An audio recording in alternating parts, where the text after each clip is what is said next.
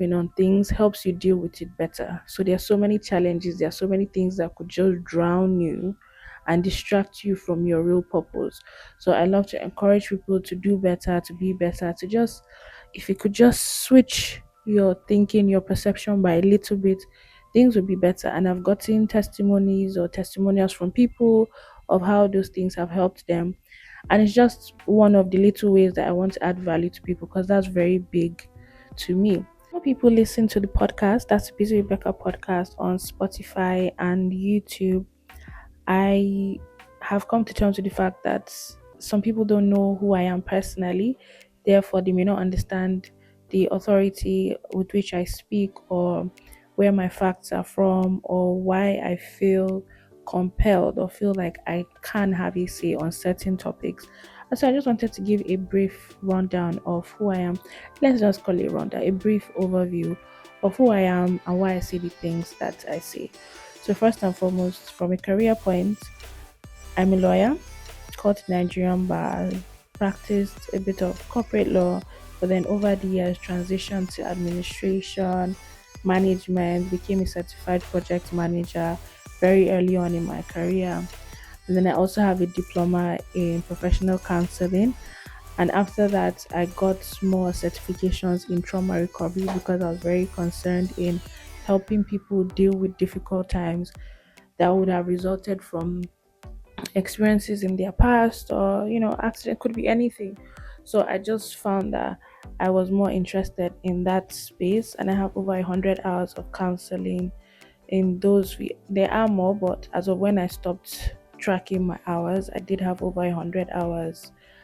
And this is not because I didn't know what I wanted to do, but I've always had an interest in human behavior and why people act the way they do. And I've always felt a need to support, to help, to encourage people to put a positive spin on life situations, because some things are really, really dark and they can suck you in. But then I always say that you can always put a positive spin to things. Well, that's a topic for another day. So in addition to that, yeah, being a project manager and all, I have now transitioned recently, or not so recently, into IT, multiple certifications in data analysis. But obviously, because it helps, or it's been helping in my line of work, and also personally because I'm a business person, so data is very important to me. So getting into it, I just did I have an interest in it? I think I just ended up there, and over the years, I've developed myself. I'm still developing myself. I don't think I use it as much as I would love to. And with data analysis, the more you do, the more you understand. So right now, I'm heavily into IT, and my major job is to make sure that there is optimal uptime of the infrastructure, IT infrastructure, so hardware, software. My team is responsible for making sure everything is up and collaborating with focals to get these things sorted, and making sure our mean time to resolve is as minimal as possible. Basically, my job is make sure service is up, full stop. And in addition to that, I've also become a problem manager. But that's an aside. That's an aside. So that's from a career point. Then I'm also a businesswoman. If you know me personally, you know I love to bake, I love to sell stuff.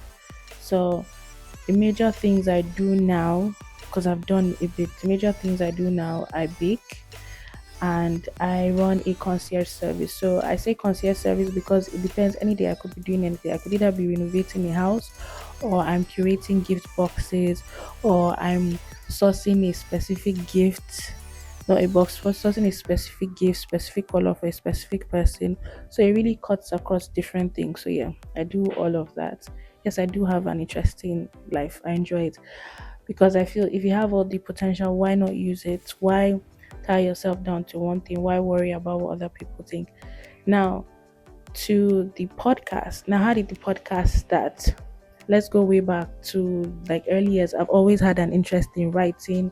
I've always loved to write, and I've always had an interest in human behavior, specifically why people behave the way they do. Why do they respond in the ways that they do? Why are we wired the ways that we are? How are we influenced by our history? How can we break away from that? How can we improve our lives? How can we live a life of purpose? So I've always been into that.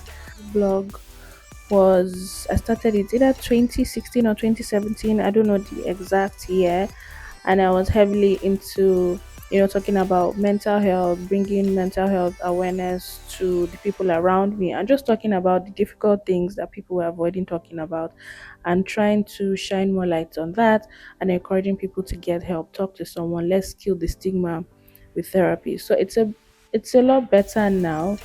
It's less strange to hear someone is going through therapy or seeking counseling outside of church counseling, going to actual professionals for help and paying for it, than it was at the time when I started it. So over the years I've kind of tapered it down and now focused more on mindset, developing a healthy mindset, not because there's a perfect mindset, but then there's so much going on.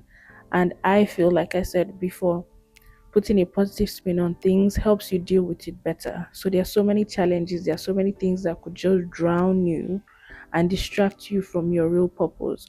So I love to encourage people to do better, to be better, to just, if you could just switch your thinking, your perception by a little bit, things will be better. And I've gotten testimonies or testimonials from people of how those things have helped them.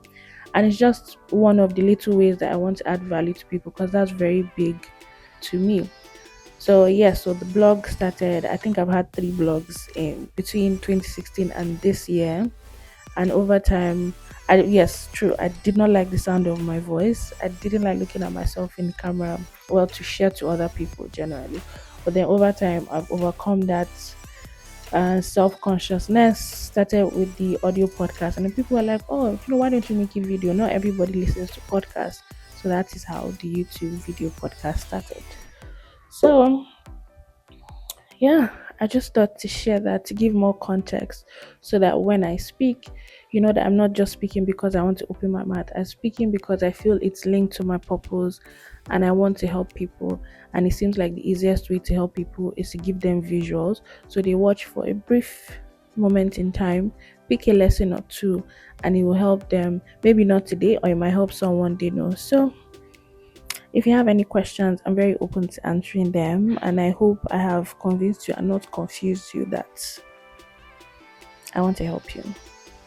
Thank you.